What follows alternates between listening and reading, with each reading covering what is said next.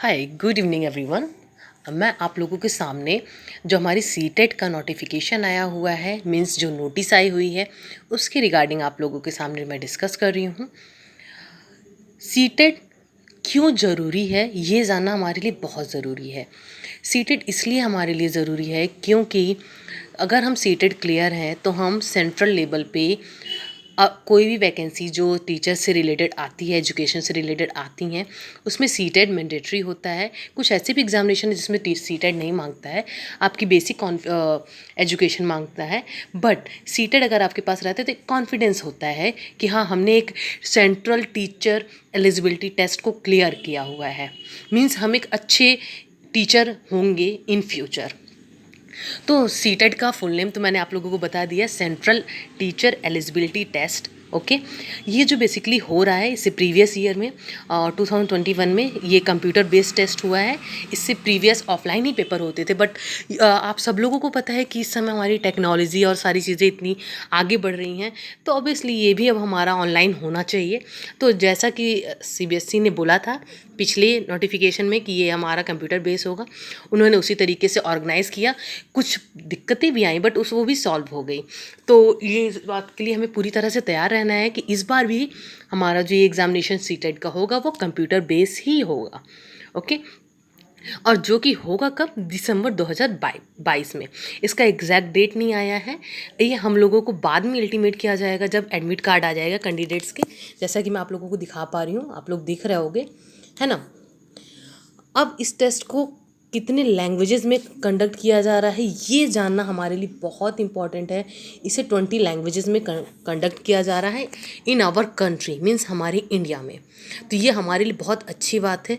इसका सिलेबस, इसका एग्जामिनेशन, ये सारी डिटेल्स जल्दी ही, फीस, ये सारी चीज़ें हमें सीटेट की ऑफिशियल वेबसाइट में शॉर्टली, मतलब इन्होंने लिखा हुआ है, देखो http.nic.in सीटेट की वेबसाइट है, इसमें शॉर्टली हमें ये सारी चीज़ें मिल जाएंगी जब हमारा ऑफिशियल नोटिस आएगा। अब ये पब्लिक नोटिस इसलिए कर दिया गया है ताकि हम लोग इसके लिए प्रिपरेशन अब स्टार्ट कर सकें, राइट।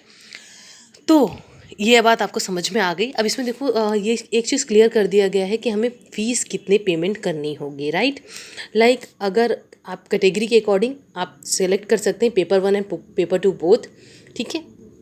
पेपर 1 जनरल OBC अगर सिर्फ पेपर 1 भरता है या पेपर 2 भरता है, और का मतलब ये है या तो आप पेपर 1 भर रहे हो या तो आप पेपर 2 भर रहे हो, और अगर आप दोनों भर रहे हो तो उसके अकॉर्डिंग आपका अलग अलग कॉस्ट यानी चार्ज लगेगा, राइट। अगर आप एक पेपर भर रहे हो, चाहे 1 चाहे 2, तो आपको 1,000 रुपये देने होंगे, और अगर आप दोनों पेपर भरते हैं तो आपको 1,200 रुपये देने होंगे। किस कैटेगरी के लिए है ये जनरल एंड OBC कैटेगरी के लिए है। अब अगर हम बात करें ST SC एंड कुछ ऐसे पर्सन होते हैं जो थोड़े से एबल्ड होते हैं पर्सन, उनके लिए 500 रुपये है अगर वो दोनों में से कोई एक पेपर भरते हैं तो, और अगर दोनों पेपर भरते हैं तो उन्हें 600 रुपये देने होंगे, ठीक है। तो ये ऑफिशियल नोटिस मैंने आप लोगों को बताया, और इसी का सेम फॉर्मेट अगर आप देख रहे होगे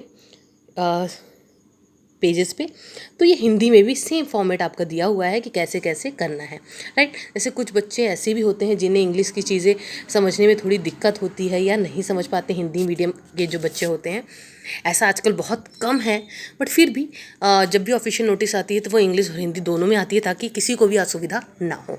तो ये चीज़ें मैंने आप लोगों के साथ शेयर की। आप लोगों को कैसा लगा ये चीज़ मुझसे ज़रूर शेयर करिएगा कमेंट करके। And thank you and all the best.